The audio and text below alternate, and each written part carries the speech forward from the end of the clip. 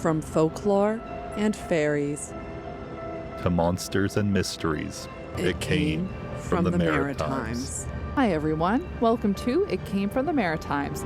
We have a Maritime mini for you today. I'm Chelsea and this is my co-host Evan. Howdy. So I had originally thought of discussing this episode topic as a segment in our Blue Lady of Peggy's Cove episode from March, but when we got joined by our guest Brian Baker, I pivoted and decided to torment Evan and our guest with one of my classic quizzes as our segment instead. If you haven't already, make sure you check out that episode. Today, we are revisiting the slippery shores of Peggy's Cove to share the sinister story of the Devil's Armchair. As if being haunted by the sad spirit of the lady in blue isn't spooky enough, Peggy's Cove is home to a rocky formation that folks call the Devil's Armchair. It's one of the rocks on the road towards Peggy's Cove if you're coming from Tantallon. It's just past the road sign that announces you are entering Peggy's Cove. I must say that if you choose to visit the Devil's Armchair, please be mindful if you're parking on the road and be safe because you have to walk on potentially slippery rocks right next to the water. Evan, I have a photo of this chilling chair here for you. It looks inconspicuous, doesn't it?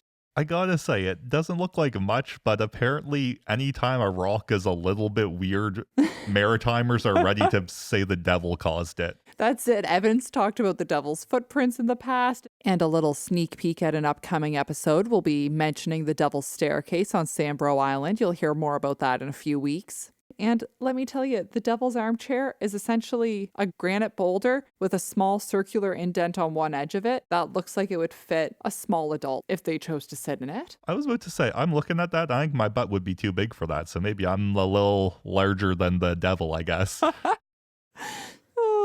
Now, let's dive into this chilling tale. The Devil's Armchair is a relatively common urban legend in North America.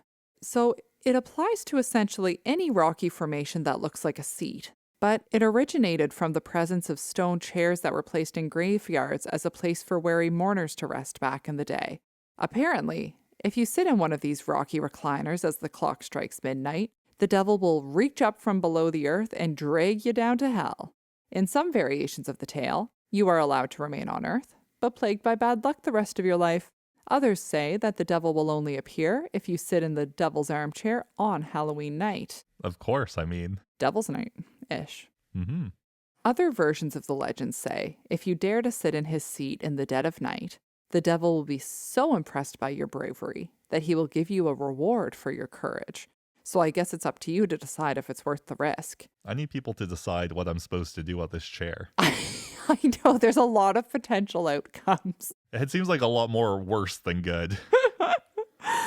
Now, you might be interested to learn that this isn't the only devil-related feature at Peggy's Cove. There's also Devil's Corner, which is an area where the cliffs form a sharp corner, resulting in massive sprays as the waves crash against it, and a thunderous boom as the ocean collides with the rock.